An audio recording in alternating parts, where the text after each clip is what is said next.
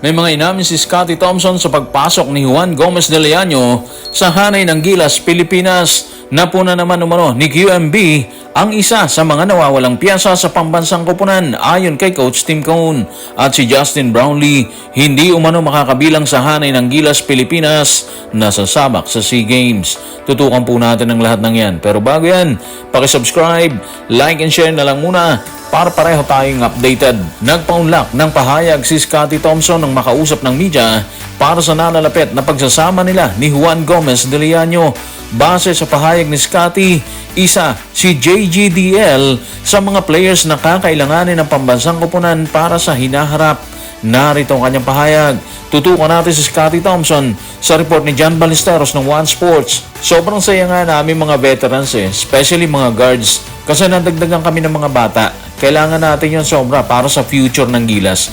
Very big addition for us, especially Juan, big guard. Very perfect sa system ni Coach Tim ngayon dito sa amin, especially yung experience niya sa international, malaking bagay yon. Actually mga ka-playoffs, bukod sa pahayag na yan ni Scottie Thompson, sinabi din po niya na malaking bagay daw talaga yung kalibre ni Juan Gomez de Leaño na kakailanganin nila sa international na competition. Hindi rin daw ito maninibago sakaling makapasok sa hanay ng Gilas, Pilipinas. Well, unang-una, sumalang na kasi si Juan Gomez de Leaño sa Gilas dati pa. Yun siguro ang isa sa mga sinasabi ni Scottie. Bukod dyan, kumamada na rin siya sa Europa nang hugutin siya ng BC Wolves. May stint din siya sa KBL at syempre sa B-League. Malawak ang experience, di ba? Yun yung nakikita siguro dito ni Scottie Thompson. Fit na fit kung tutuusin. Dahilan na rin siguro yun bakit siya sinama ni Coach Tim dito sa pool ngayon. Bukod sa nakita niyang galaw nito nang makaharap nila ang Converge kung saan sila natalo ang Barangay Ginebra. Sa madaling salita mga ka-playoffs, malaki ang gagampan ng papel ni Juan Gomez de Leaño sa pagpasok ng Gilas dito sa World Cup qualifiers.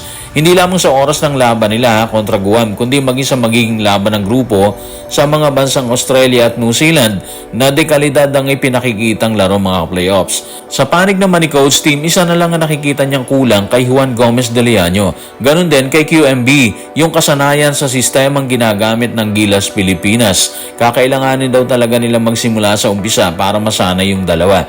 So sana makuha kagad ng dalawa yung ibibigay na instruction ng coaching staff para mapaghandaan nila ang mga paparating na bakbakan ng Gilas, Pilipinas. Kung future ang tinitingnan ni Scottie Thompson sa pagpasok ni Juan Gomez de Leaño, muli namang binigyan din ni Coach Tim ang pwedeng maibigay ni QMB sa oras ng laban ng Gilas. Ayon pa sa mentor ng Barangay Ginebra, ito manong wala sa kasalukuyang hanay ng pambansang koponan. Narito ang kanyang kwento. Tutukan natin si Coach Tim sa report ni Ruben Torrado sa Spin. Isa siyang physical na klase ng player at sa tingin ko yun ang kulang sa amin. Kailangan talaga namin ng physicality. Si AJ magaling na player naman siya. May sarili siyang level ng physicality. Pero hindi siya power type na guy. Si Japet hindi rin power guy Halata naman, di ba? Usually, ang mga physical namin na players ay tulad ni Carl Tamayo pero medyo undersize siya para sa isang 4 or 5 man sa international game. So, base sa pahayag ni Coach Tim mga playoffs, napuna ni QMB ang isang puwang sa hanay ng Gilas, Pilipinas. Yung wala sila. Yung pwestong yon para talaga sa kanya yun siguro, no?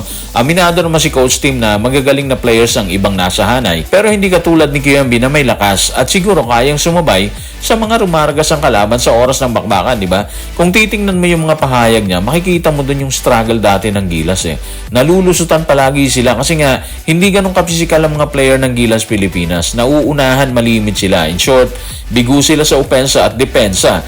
Pero ngayon, kahit paano, may nakikita si Coach Tim na liwanag sa pagpasok ni QMB, di ba? At sana matranslate talaga yun sa laro nila or sa mga magiging laro nila dito sa World Cup qualifiers. Siguro naman napansin nyo na kahit si June Mar dati, naiiwan ng mga bigs ng New Zealand at Australia, di ba? Dito sa PBA kasi, physical ang laban niya. Pero kapag nasa laro na ng FIBA, nawawala na po yun. At ang dahilan nun, ayon na rin sa pahayag ni Don Ramon Fernandez, ang 4-time MVP ng PBA, nasanay kasi si Junmar na siya yung nangingibabaw kasi nga hindi ganun kalalaki ang mga player dito sa PBA. Kaya pagdating niya sa FIBA Games, naninibago talaga dahil lahat malalaki.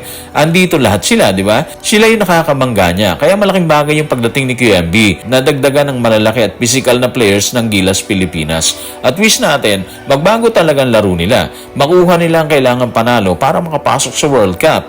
Yung kasi nag-iisang rason para magkaroon tayo ng pagkakataon na makapasok sa Olympics na wini-wish ni Coach Tim Cone. Pero syempre, unahin natin muna yung Guam. Sa aspeto ng pagiging pisikal, panalo si QMB. Pero tila talo si Coach Norman Atangila sa aspeto ng naturalized player or kay Justin Brownlee. Sa inilabas na pahayag ni Dadin Quinito Henson, malabo nang makasama ng Gilas sa SEA Games si Justin kung bakit narito ang rason. Tutukan natin si Quinito Henson sa kanyang report sa Philstar. Hindi makakalaro si Justin Brownlee para sa Gilas sa darating na Bangkok SEA Games dahil inanunsyo kumakailan ng mga Thai organizers na bawal ang mga naturalized players sa 5-on-5 basketball. Gayunman, papayagan si Ange Kwame na maglaro sa 3-on-3 dahil bukas ang event na yon para sa mga naturalized players. Eto na yan mga playoffs. Hindi na umano pinayagan ng organizing committee ng SEA Games sa Thailand ang naturalized players sa 5-on-5. Pero pwede daw sa 3-on-3, kaya pasok si Kwame, di ba? Sayang ito kung tutusin kasi unang-una, Gilas ang magtatanggol ng corona sa nasabing event. Kaya sobrang mahalaga po yun. Isa rin kasi si Justin sa mga kasama sa Hanay nang muling angkin ng Gilas ang corona sa SEA Games kasama si Coach Chot Reyes noong 2023. Sa ngayon, wala pa tayo nakikitang lumabas na news tungkol dito kung ano yung naging rason bakit ayaw nilang paglaruin ng naturalized player ng bawat bansa. Update natin kayo mga ka-playoff sakaling may lumabas na balita tungkol dito. Pero sa isang side naman, okay na rin para masubukan ang tigas ng ating mga local players, di ba? Hindi naman kasi sa lahat ng oras kailangan nating umasa sa import or sa naturalized player natin, di ba? Dapat talaga may sarili silang palo. So guys, maraming salamat.